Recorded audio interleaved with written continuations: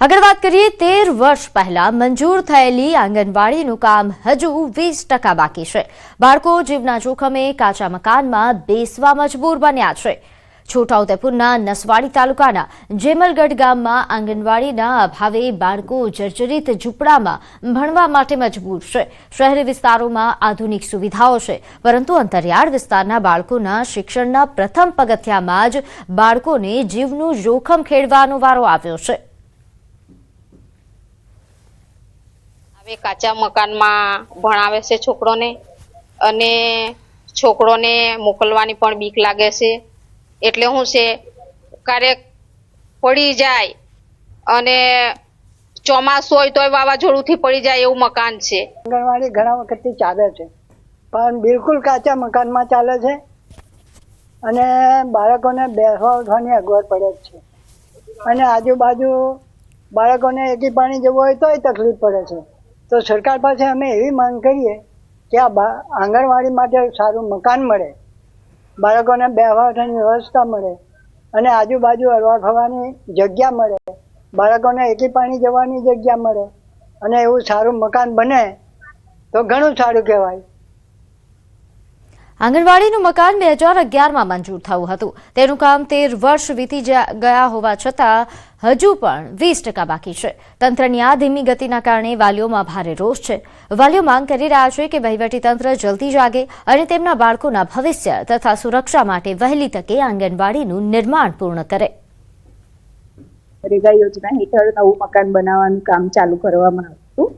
હવે અત્યારે મકાનની કામગીરીની પરિસ્થિતિ સંપૂર્ણપણે પૂરી થવાના છેલ્લા 20% કામગીરી જ બાકી છે। એમાં કલર કામ અને બારી દરવાજા બાકી છે, જે થોડા ટાઈમમાં પૂરું થઈ જશે અને અમે ત્યાં આંગણવાડી બેસાડવાની શરૂઆત કરીશું। નસવાડી તાલુકાના અંતરિયાળ વિસ્તારમાં આવેલું જેમલગઢ ગામ કે જે ગામની અંદર આંગણવાડી તો છે, પરંતુ આંગણવાડી કાર્યકર પોતાના મકાનની અંદર ચલાવી રહી છે। આપણે તસવીર બતાવીશું કે આજે આંગણવાડી કાર્યકરનું પોતાનું મકાન છે, કાચું છે, પતરાવાળું છે, નાળિયાવાળું છે। આ કાચા મકાનની અંદર બાળકો બેસી અભ્યાસ કરી રહ્યા છે। સરકાર કહે છે છેવાડાના માનવી સુધી વિકાસ પહોંચ્યો, પરંતુ આજે જેમલ ગામની અંદર જ્યારે ન્યૂઝ 18 ગુજરાતીની ટીમ પહોંચી છે ત્યારે ખબર પડે છે કે અહીં કેટલો વિકાસ પહોંચ્યો છે। આપ જોઈ શકો છો કઈ રીતે અંદર જવું, આ નીચે નમીને જવું પડતું હોય છે। કાચું છાણ લીપણવાળું મકાન છે। બાળકો અહીં નીચે બેસીને અભ્યાસ કરી રહ્યા છે। આપ જોઈ શકો છો હાલ તો જે આ બાળકો જે છે 7 જેટલા બાળકો અહીં છે, પરંતુ અહીંની સંખ્યા જે છે તે 22 જેટલી છે। અહીં ગામના લોકો બાળકોને મોકલતા ડરી રહ્યા છે। તેનું કારણ ફક્ત એક જ છે કે આ જે કાચું મકાન, આ જે લાકડા બાંધેલું જે કાચું મકાન છે, અહીં આ જે ખેડૂતના પોતાના મકાનની અંદર કપાસ પણ આ જ મકાનમાં મૂકવામાં આવે છે। કાચું મકાન છે, જર્જરિતવાળું મકાન છે, ક્યારે પડી જાય તેનું નક્કી નહીં। ગામના લોકો પણ કહી રહ્યા છે કે ગામની અંદર આંગણવાડી બનવાનું કામ ચાલી રહ્યું છે, પરંતુ ક્યારે પૂર્ણ થશે, આ બાળકોને ક્યારે પાકું મકાન મળશે। આ વિસ્તારના લોકો માંગ કરે છે કે આજે બાળકોને સારી સુવિધા મળે।